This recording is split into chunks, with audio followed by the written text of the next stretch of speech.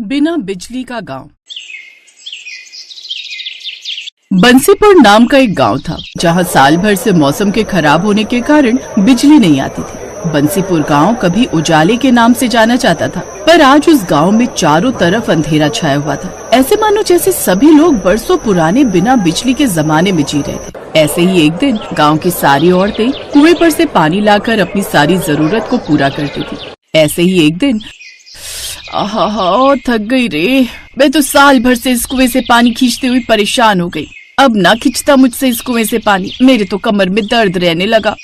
अब दर्द हो या कुछ भी हो बहन, घर के काम तो सारे करने ही पड़ेंगे। ये भी कुआं है जिसको एक साल पहले कोई देखता तक नहीं था, और आज देख लो इस कुएं की कितनी अहमियत है। सही कह रही हूँ बहन, जब से गांव की बिजली गई है इस कुएं ने अपनी अहमियत बता दी है, और बिजली न आने से सारी बिजली से चलने वाली चीज बंद पड़ी है। बस काम में आ रहा है तो बस ये कुआं। काश उस दिन गांव में वो तेज तूफान और आंधी ना आई होती जिस वजह से तार टूटकर बिजली का ट्रांसफार्मर ना पुकता, तो आज हमारे गांव में भी बिजली होती। ऐसे सब मिलकर अपने बिना बिजली वाले गांव की दुख दर्द पीड़ा एक दूसरे को सुनाने लगती हैं, और कुछ देर बाद सब अपने घर चली जाती हैं। एक दिन नंदिनी कुएं से पानी लाकर घर पर कपड़े धो रही थी, तभी खुद से कहती है, हे भगवान, इस गर्मी में तो पूरे शरीर का पानी ही निचोड़ जाता है। पहले कुएं से पानी खींच कर लाओ और फिर हाथ से कपड़े धो। क्या फायदा दहेज में वॉशिंग मशीन मिलने का, इसको तो अब मैं बेच ही दूंगी। ऐसे ही एक दिन अंजना गर्मी में हाथ के पंखे से हवा कर रही थी, तभी अंजना अपनी सास से कहती है, आहा, गर्मी, किस काम का एसी जब देखो बंद पड़ा रहता है। इसे उतरवा कर बिकवा देना बहू, बिना बिजली के गांव में इस एसी का कोई मोल नहीं है।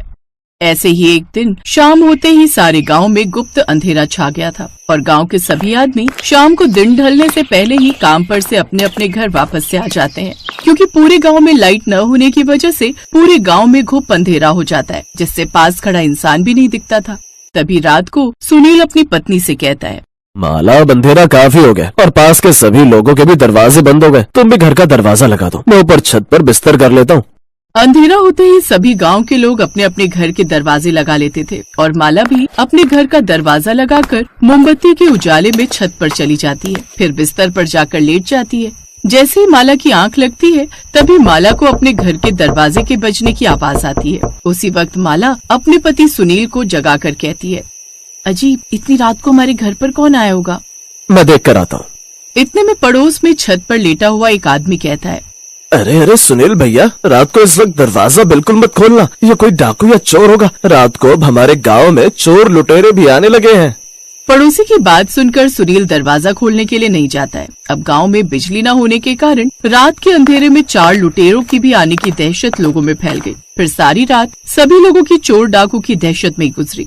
फिर एक दिन दोपहर को गांव के सारी औरतें पेड़ के नीचे बैठकर आपस में वार्तालाप कर रही थी। तभी अंजना की सास कहती है, मुझे नहीं लगता बहन अब कभी हम लोगों को बिजली नसीब होगी। धीरे धीरे आज 2 साल होने को जा रहे हैं लाइट आने की उम्मीद में, पर मुझे नहीं लगता अब कभी लाइट आएगी हमारे गांव में।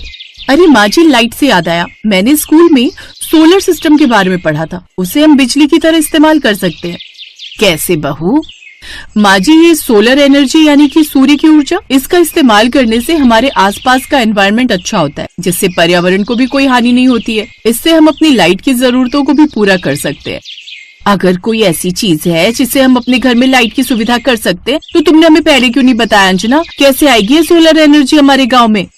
इसके लिए हम सबको अपने अपने घर की छत के ऊपर सोलर प्लांट लगवाना होगा, जो सूरज की किरणों से चार्ज होगा, और उससे हमें एनर्जी मिलेगी। ये थोड़ा महंगा जरूर होता है, पर हालातों को देखते हुए बस अब यही नजर आ रहा है। गांव की सभी औरतें सोलर पैनल लगवाने के लिए तैयार हो गई, और अगले दिन ही गांव की सभी औरतों ने अपनी अपनी छत पर सोलर पैनल लगवा लिए, जिससे गांव के कुछ घरों में बिजली आ जाती है। तभी नंदिनी अपनी सास से कहती है, माँ जी देखो, टंकी में 2 साल बाद पानी आया है। ये तो तुम सही कह रही हो बहू, पर ये सोलर पैनल हमको महंगा पड़ा है। गांव में अभी आधे से ज्यादा घर हैं जिनमें अभी लाइट नहीं थी, क्योंकि वो लोग इस सोलर पैनल का खर्चा नहीं उठा पाएंगे।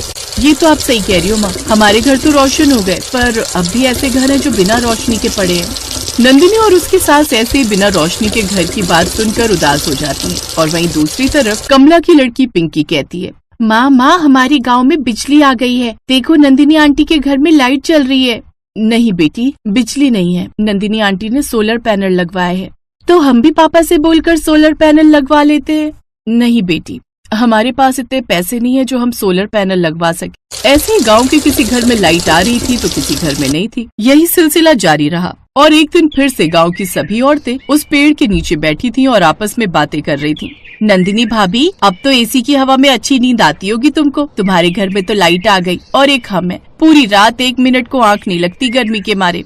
क्या मजे आ रहे हैं कमला दीदी, कर्जा लेकर लगवाया था ये सोलर पैनल, अभी तक नहीं उतरा सर से कर्जा। बड़ा ही महंगा पड़ा ये सोलर पैनल, इससे अच्छी तो हमारी लाइट ही ठीक थी। कमला और नंदिनी की बात सुनकर अंजना कहती है, मैं ये सोच रही थी क्यों ना हम लोग गांव में बिजली लाने का ही कुछ जुगाड़ करें। पर हम गांव में बिजली कैसे ला सकते हैं जब आज तक मर्द लोग इस गांव में बिजली नहीं लेकर आ सके। हम मर्द लोगों से कम है क्या? वैसे भी गांव में बिजली मर्द नहीं बल्कि हमारी शिक्षा लेकर आ सकती है। आप लोग कहो तो हम लोग कल ही बिजली दफ्तर चलते हैं और अपने गांव में बिजली ला कर दिखाएंगे। अंजना की बात सुनकर गांव की सारी औरतें राजी हो जाती हैं और अगले दिन ही गांव की सारी औरतें बिजली दफ्तर चली जाती हैं। सभी औरतों ने मिलकर सरकारी दफ्तर में जाकर बिजली की अपील की और सरकारी कर्मचारी ने अंजना को एक फॉर्म भरने के लिए दिया। इस फॉर्म को भरना है, पेन मिलेगा आपके पास? सरकारी कर्मचारी अंजना को पेन मांगते हुए देख हैरान हो जाता है और कहता है, आपको ये फॉर्म भरना आता है? जी आता है। अब आप पेन देंगे मुझे?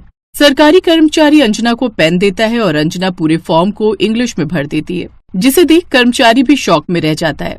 3 दिन बाद फिर से आना, थोड़ी और कानूनी कार्रवाई होगी। उम्मीद है सरकार आपकी मदद जरूर करेगी। और वो सारी औरतें फैसला कर लेती हैं कि वो गांव में लाइट लाकर रहेंगी। और अंत में एक दिन गांव में सरकारी कर्मचारी बिजली जोड़ने के लिए आ जाते हैं। अंजना का पति मुकेश कहता है, आखिरकार हमारी गांव की औरतों ने गांव में बिजली के तार जुड़वाई दिए और उनकी मेहनत रंग लेकर आई। सभी लोग गांव में 2 साल बाद बिजली आने के इंतजार में खुश हो रहे थे और थोड़ी देर बाद बिजली के तार जुड़ जाते हैं और गांव के सभी घर और सड़कें उजागर हो जाती हैं। ये लाइट आ गई। सभी बच्चे लाइट आने की खुशी में बाहर सड़क पर रोशनी में नाचने लगे। पूरे 2 साल बाद बंसीपुर गांव में लाइट आई थी। अब घर में पड़ी सूखी टंकियों में भी पानी आना शुरू हो जाता है और गांव के सभी लोग रात को सड़कों पर खड़े होकर लाइट का आनंद ले रहे थे।